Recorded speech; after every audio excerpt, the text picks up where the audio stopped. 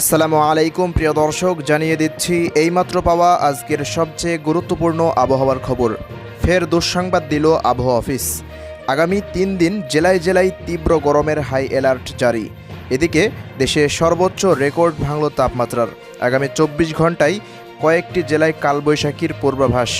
কয়েকদিনের মধ্যেই শুরু হবে আবহাওয়ায় বিরাট পরিবর্তন, এমনটাই জানাচ্ছে আবহাওয়া অধিদপ্তর। প্রিয় দর্শক, আজ এবং আগামীকাল দেশের কোন কোন জেলার আবহাওয়া পরিস্থিতি কেমন থাকবে জানিয়ে দিব। সম্পূর্ণ বিস্তারিত ভিডিওটি দেখতে থাকুন।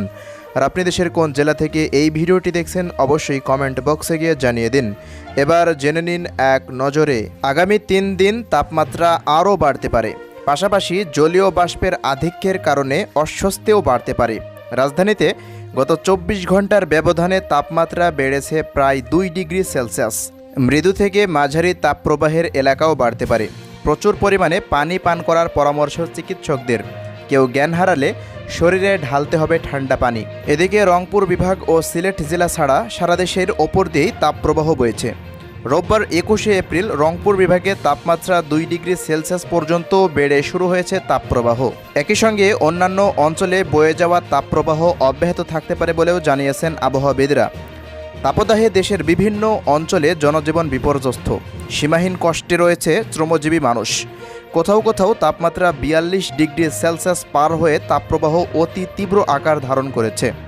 শনিবার দেশের সর্বোচ্চ তাপমাত্রা 42.6 ডিগ্রি সেলসিয়াস ছিল যশোরে, চুয়াডাঙ্গায় 42.4 ডিগ্রি সেলসিয়াস ও পাবনার ঈশ্বরদীতে সর্বোচ্চ তাপমাত্রা ছিল 42 ডিগ্রি সেলসিয়াস। এছাড়া রাজধানী ঢাকায় সর্বোচ্চ তাপমাত্রা রেকর্ড করা হয়েছে 40.4 ডিগ্রি সেলসিয়াস। প্রিয় দর্শক, আবহাওয়াবিদ মোহাম্মদ ওমর ফারুক জানান, পাবনা, যশোর ও চুয়াডাঙ্গা জেলায় অতি তীব্র তাপপ্রবাহ বয়ে যাচ্ছে। রাজশাহী জেলাসহ খুলনা বিভাগের অবশিষ্টাংশ এবং ঢাকা বিভাগের ওপর দিয়ে তীব্র তাপপ্রবাহ বয়ে যাচ্ছে। ময়মনসিংহ, মৌলভীবাজার, ফেনী, কক্সবাজার, চাঁদপুর ও রাঙামাটি জেলাসহ বরিশাল বিভাগ এবং রাজশাহী বিভাগের অবশিষ্টাংশের ওপর দিয়ে মৃদু থেকে মাঝারি ধরনের তাপপ্রবাহ বয়ে যাচ্ছে এবং তা অব্যাহত থাকতে পারে। এদিকে পরবর্তী 24 ঘন্টার আবহাওয়ার পূর্বাভাস তুলে ধরে আবহাওয়াবিদ মোহাম্মদ ওমর ফারুক জানান, ময়মনসিংহ, সিলেট ও চট্টগ্রাম বিভাগের দু-এক স্থানে অস্থায়ীভাবে দমকা বা ঝোড়ো হাওয়া সহ বৃষ্টি বা হঠাৎ কালবৈশাখী সহ বজ্রসহ বৃষ্টিপাত হতে পারে।